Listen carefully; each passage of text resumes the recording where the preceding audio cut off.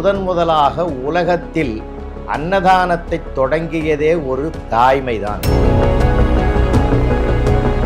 மாந்தர் கையில் கிடைக்க என்று ஒன்றை விதியாக்கிவிட்டு அவன் சென்று விட்டான். அந்த பாத்திரத்தை வைத்துக்கொண்டு மணிமேகலை என்ன செய்தார்? அதன் பிறகு அவங்க அப்பா வந்து அந்த ட்ரெஸ்ஸை வந்து ஸ்டிக்கிலே வீதி வழியாக கொண்டு வந்து ஸ்கூல் கேம்பஸில் வந்துட்டு போட்டு வந்து எரிக்கிறார். உங்களுக்கு இருக்கக்கூடிய அத்தனை பிரச்சனைகளும் எங்களுக்கும் இருக்கு. நாங்கள் உங்களை மாதிரி மாறி இருக்கோம், உங்களை மாதிரி வாழ பிரியப்படுறோம். ஆனால் நீங்கள் எங்களை புரிஞ்சுக்க மறுக்கிறீங்க.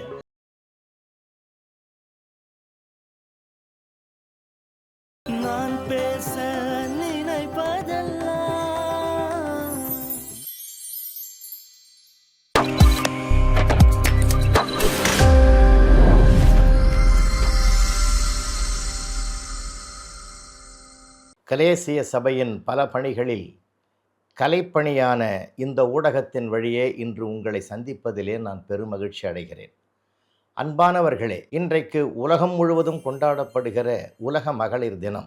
உலகத்தில் ஒரு பெண்ணாய் பிறப்பது ஒரு தவத்தின் பயன் என்று அத்தனை இலக்கியங்களும் சொல்லக்கூடிய ஒரு அழகு. மங்கையராக பிறப்பதற்கே நல்ல மாதவம் செய்திட வேண்டுமம்மா என்று கவிமணி தேசிக விநாயகம் பிள்ளை அவர்கள் அற்புதமாக எடுத்துரைத்திருக்கிறார். அதனால்தான் நம்முடைய மொழியை தாய்மொழி என்கிறோம், நாம் வசிக்கும் நாட்டை தாய்நாடு என்று சொல்லுகிறோம். அப்படிப்பட்ட பெருமையுடையது தான் தாய்மையினுடைய மேன்மை.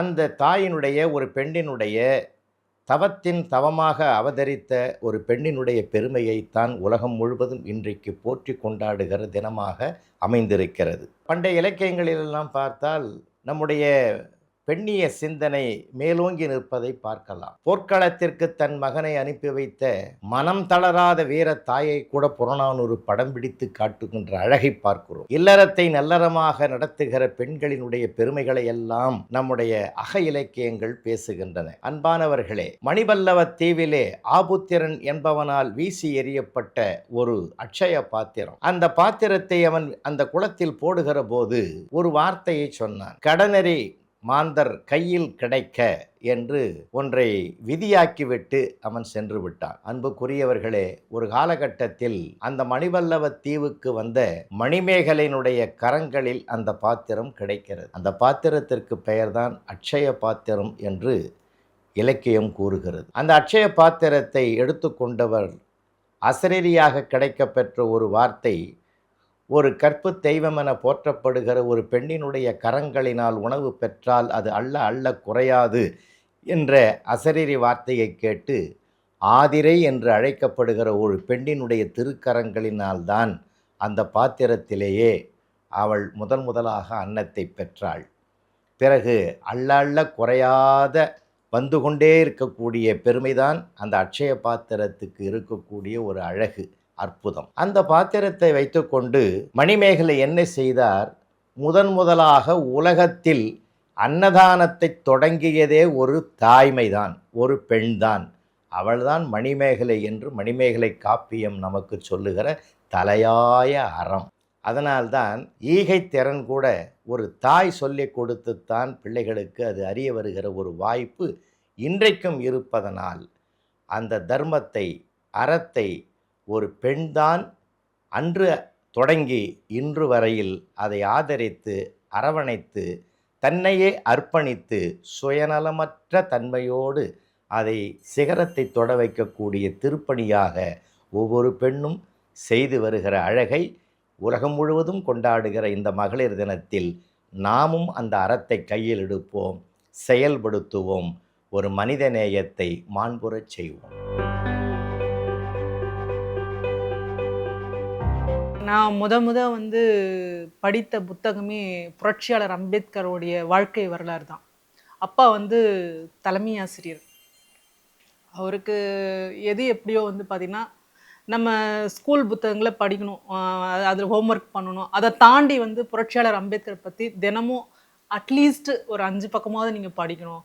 படிச்சுட்டு அதில் என்ன இருக்குது, புரட்சியாளர் அம்பேத்கர் வந்து கல்வி கற்கும்போது அவருக்கு நேர்ந்த கொடுமைகள் என்ன, வேலைக்கு போகும்போது அவருக்கு நேர்ந்த கொடுமைகள் என்ன, அதன் பிறகு பொதுமக்கள் இப்போ எப்படியெல்லாம் வந்து சர்வீஸ் பண்ணியிருக்காரு, அது மாதிரி வந்து பார்த்திங்கன்னா அந்த 5 பக்கத்துல உனக்கு என்ன மைண்ட்ல இருக்கோ அதை வரைக்கும் நீ சொல்லு அப்படின்ற மாதிரி அப்பா வந்து டெய்லி கேட்பாரு என்கிட்ட. அந்த விஷயம் வந்து பார்த்தீங்கன்னா அப்பவே வந்து புரட்சியாளர் அம்பேத்கரை பற்றி படிக்கும்போது எனக்கு உள்ளபடியே அவ்வளோ வந்து ரொம்ப சந்தோஷமா இருந்துச்சு. அது எப்போ நான் படிக்க ஆரம்பிச்சேன்னா, நான் 7ஆம் வகுப்பு படிக்கும்போது தான் நான் படிக்க ஆரம்பித்தேன்.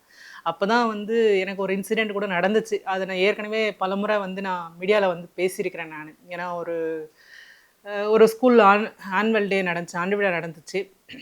அந்த ஆண்டு விழாவில் பார்த்தீங்கன்னா என்னோட ட்ரெஸ்ஸு வந்து பார்த்தீங்கன்னா எனக்கு ஆஃப்டா அமையல. என்னோட ஃப்ரெண்டோட ட்ரெஸ்ஸை வந்து வாங்கி வந்து எனக்கு வந்து போட்டு மேடை ஏறி வந்து இது பண்ண சொல்கிறாங்க. நான் அந்த ட்ரெஸ்ஸை வந்து வாஷ் பண்ணிவிட்டு திரும்ப வந்து எங்கள் ஃப்ரெண்டுக்கிட்டே எடுத்து போய் கொடுத்துட்டு அயர்ன் பண்ணி எடுத்து போய் கொடுத்துட்டு வந்துடுறேன் நான்.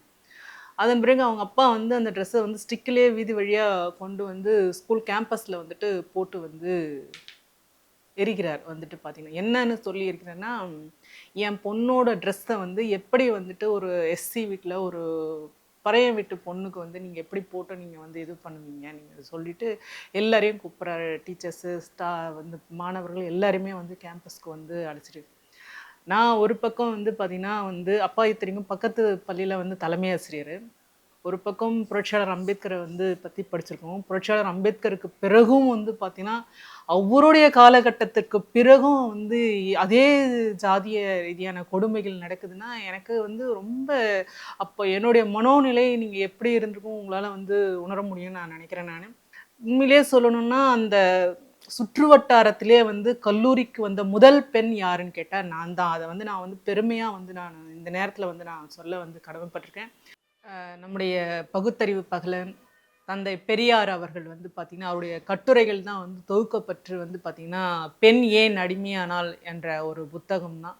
அது கிட்டத்தட்ட 1928 எழுதியிருப்பார். 1942 வரைக்குமே அதை வந்து எழுதியிருப்பார். அது இப்பயும் அந்த நூல் வந்து மகளிருக்கு தேவையான ஒன்றாக தான் இருக்குது. நம்ம ஏன் எந்த வகையெல்லாம் நம்ம அடக்குமுறைக்கு ஆளாகிறோம், ஒடுக்குமுறைக்கு ஆளாகிறோம் அப்படின்ற மாதிரி அதை படித்தால்தான் வந்து பார்த்திங்கன்னா மகளிர்லாம் வந்து ஒரு எழுச்சியாக வந்து புரட்சிகரமாக வந்து வெளியே வர முடியும்.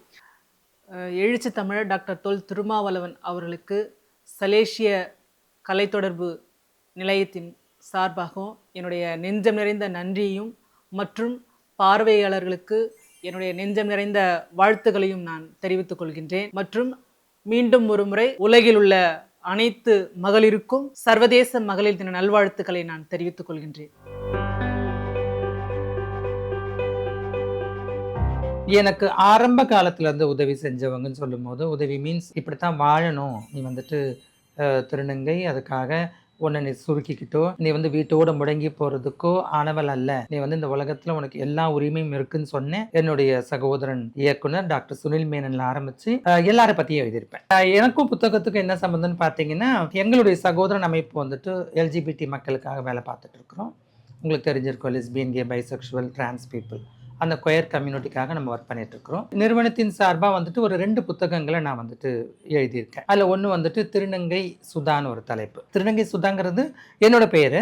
அந்த புத்தகத்துக்கு ஏன் அப்படி ஒரு பேர் வச்சுன்னா, என்னோட 50வது பிறந்த நாள் அன்னைக்கு நான் அந்த புத்தகத்தை வெளியிட்டேன். அந்த 50 வருஷம் நான் சந்தித்த மிக முக்கியமான தருணங்களை, ஆட்களை பற்றி நான் எழுதியிருப்பேன்.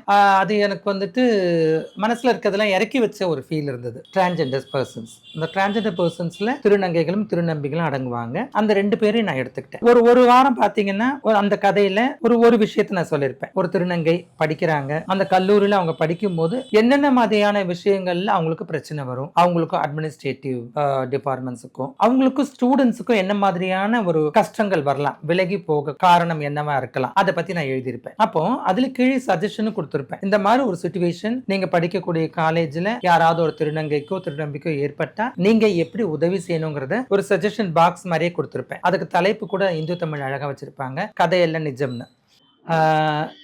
மகளிர் தின நல்வாழ்த்துக்கள்.